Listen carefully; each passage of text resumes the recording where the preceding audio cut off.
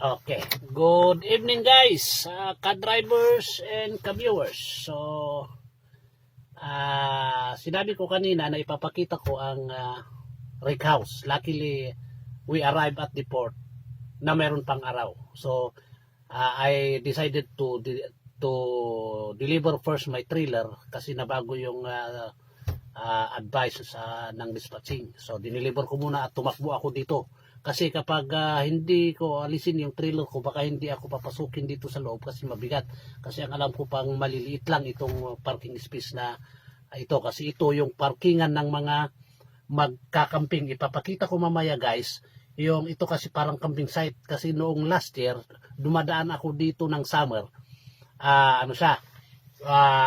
Puno ng nagkakamping. Yung may hila-hila silang bahay. Tapos family gathering, mga siguro taga-opisina, nagtatrabaho, mga nagbabarkada, dito sila nagkakamping. So, brief na introduction dito sa Rick House. Itong Rick House, guys, mga ka-drivers at mga ka-viewers, ma-search nyo sa Google.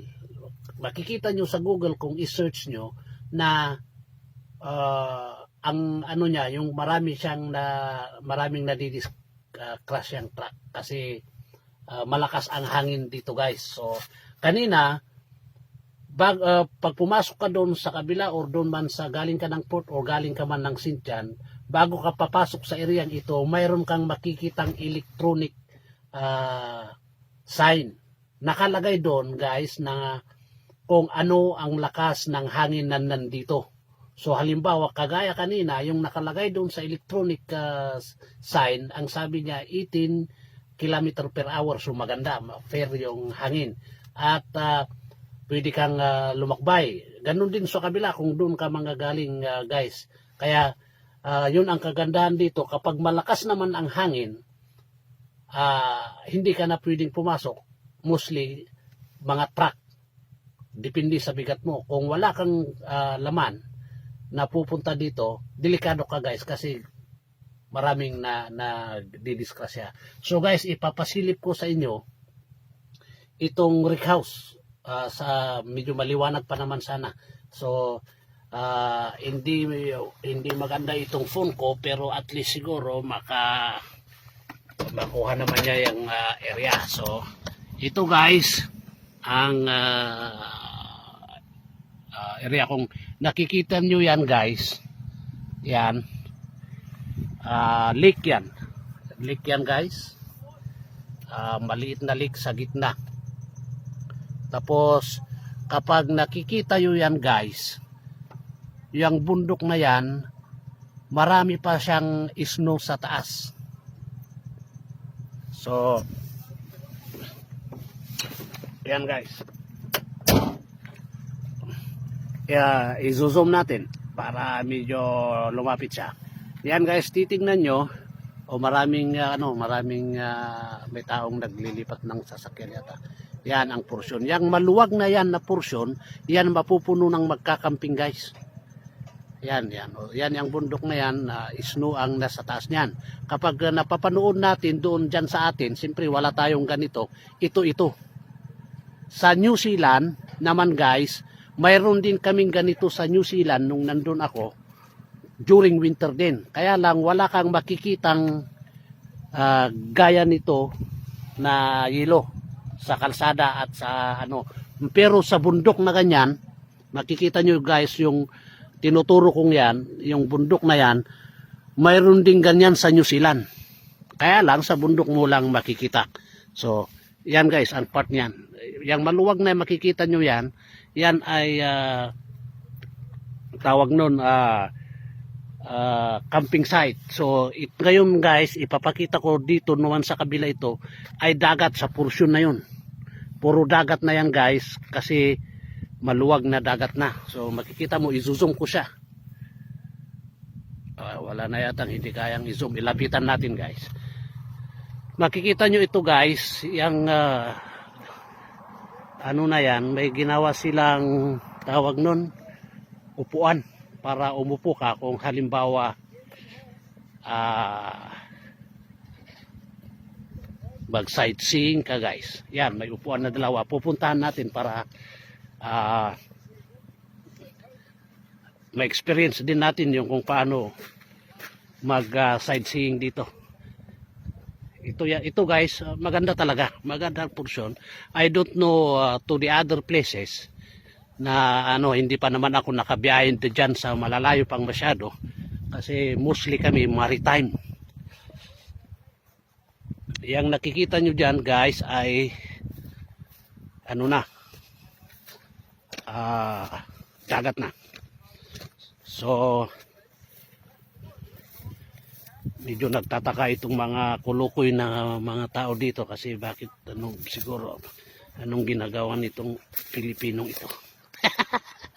But anyways, we are just trying to get the beauty of Newfoundland. So yan guys. Kung nakikita nyo yan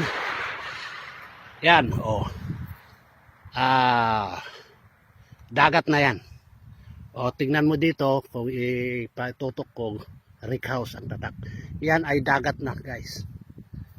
So dito yan may lumalabas na yung araw.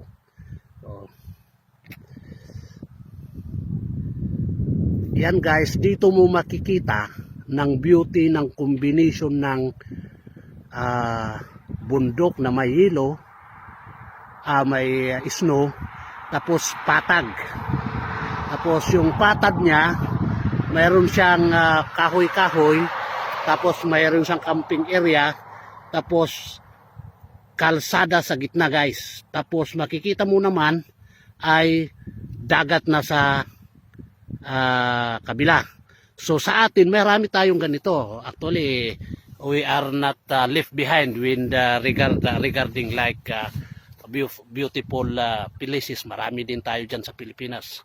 Mas maganda pa nga ang amoy kasi kapag nandyan ka na sa Pilipinas, kapag nasa halimbawa nasa probinsya ka na, amoy pa lang ng mga gulay guys, gulay at saka mga prutas. Ang sarap ng amoyin. Dito wala kang maamoy, wala kang breeze lang ng malamig ng hangin. So yan guys. So ngayon yan mga yan naglilipat ng hindi ko alam kung saan pupunta mga yan. So sa atin ngayon itong area ino to, hopefully ma-upload sa YouTube. Yan naman guys, ito naman yan nakikita nyo, para siyang lake lang na maliit. So yan yan guys. So yan ang kabuuan niya. Yan din ang pride ng Newfoundland na isa. Ito ang bungad na pinaka-bungad na scenic place ng Newfoundland. Marami pa, kaya lang wala akong paparadahan ng truck. So that's it guys. So thank you for watching at marami pa tayong i-upload. So medyo mahaba na ito, baka mahihirapan akong i-upload. Pero sana ma-upload ka agad kasi mahina ang signal dito guys. So bear with me. I will try to get more view na makikita ko. Pero siyempre ngayon matawag nun, maluwag ang biyahe. Pero kapag hindi mahuluwag ang biyahe guys, hindi ka makakaganito kasi ang inaasikaso mo na yung schedule mo. Ang pahinga mo lang yung mandatory 30 minutes break guys. Kaya pagkatapos mong kumain, rat-rat na naman, wala na. Pero ngayon maluwag kasi ang schedule ko ay nakadepende sa ferry. So ngayon halos ang tigil ko lang kasi yung kanina ay yung nag-video tayo doon sa kabila, kaya mabilis tayong nakarating dito at saka hindi naman ako na mabilis pinilisan na tumakbo. So thank you for watching guys. Please share naman at saka subscribe sa YouTube channel, and thank you very much. I hope you are all safe and sound.